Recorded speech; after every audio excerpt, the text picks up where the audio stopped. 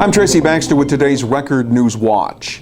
An elderly City of Newburgh man is being treated for serious burns to his hands and face following a fire that destroyed his home early this morning. The blaze broke out in the middle of the one-story ranch-style house at 15 Light Place shortly before 5 a.m. According to Newburgh Assistant Fire Chief Ed Petracek, the homeowner, identified by friends as Vincent Wood, woke up two other occupants who ran out. Wood suffered the burns when he ran back into the burning building to retrieve a cell phone. He was later transferred to the Westchester Medical Center burn unit. Wood's friend and fellow veteran Eugene Watkins said Wood is active in many veterans organizations. Watkins had come to the house to check out the scene. He called me this morning, I guess about 9:30, and told me what had happened. And I asked him anything we could do, and he said he was at Westchester Medical Center at the burn unit. He sounded like he's going to be okay. He sounded like he's going to be there for a few days because he asked me to do a couple of things for him, and I told him I would. Assistant Chief Petracek said about half of the house was fully engulfed in flames when they arrived. The house has since been labeled a total loss. Several cats and a bird perished in the blaze. The cause of the fire is now under investigation. 11 ayes and noes. On resolution fails. Where do we go from here? That's the question Orange County legislators will have to answer now that lawmakers fell 3 votes short of the 14 needed to approve a bonding resolution that would have paved the way for future construction of a new Orange County government center. During Thursday evening's lengthy debate, several legislators were publicly holding out hope for some kind of bipartisan compromise between those who want a new building and those who want the existing structure repaired and renovated. Because it's too costly. I think that Mr. Diana did not make a compelling case. We owe it to not only the residents of the Village of Goshen, but all of the Orange County taxpayers. Because if we continue with this vein and at a stalemate, nothing will happen and that building will just deteriorate to the ground. We can do better. We must do better. After the failed vote, building preservation supporters were expressing hope that a renovation project can now move forward. I'm delighted. I'm delighted, and I'm very happy for the people of Orange County, because now I hope what we can do is sit down and work together. I am hopeful that out of this defeat will come a victory for the people of Orange County with a beautiful renovated building. But those favoring a new government center say they're worried a renovation could cost much more than predicted. I think there's just more of a political game than what's right for the people of Orange County. And I do believe once we do possibly renovate it, you will open up a can of worms. Like I've been here at every meeting and spoke on it a couple times.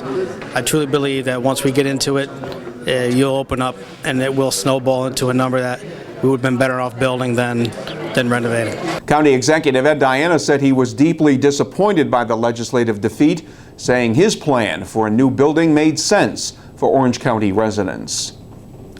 He told the judge he should have let go.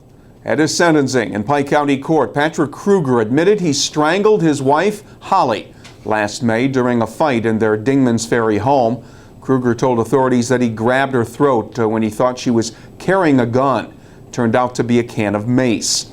Judge Joseph Kameen was unsympathetic, handing down a sentence of 15 to 30 years for the murder. At sentencing, the victim's sister called Patrick Krueger thoughtless and cruel, referring to an autopsy report that showed Holly Krueger was beaten before she was strangled. It's state legislation that, if passed, could help in the fight to combat online bullying.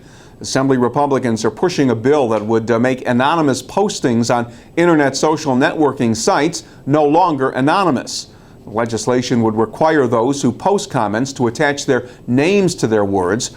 Among the bill's supporters, Orange County Republican Assemblywoman Annie Rabbitt.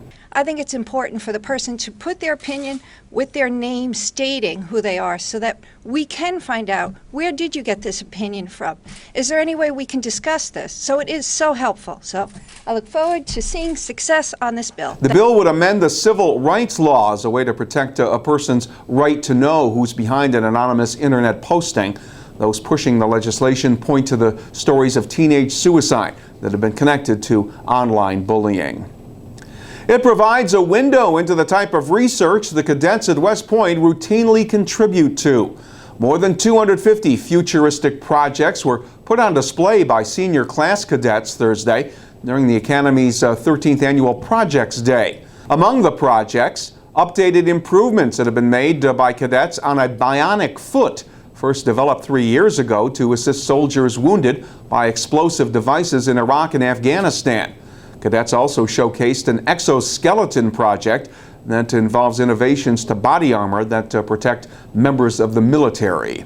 Also Thursday, West Point held its 12th annual Bridge Design Contest, featuring 6 high school teams, including 2 from defending champion Cornwall High School. The object was to design by computer 2 bridges that can bear the weight of a truck for the least amount of money possible within a 2-hour period.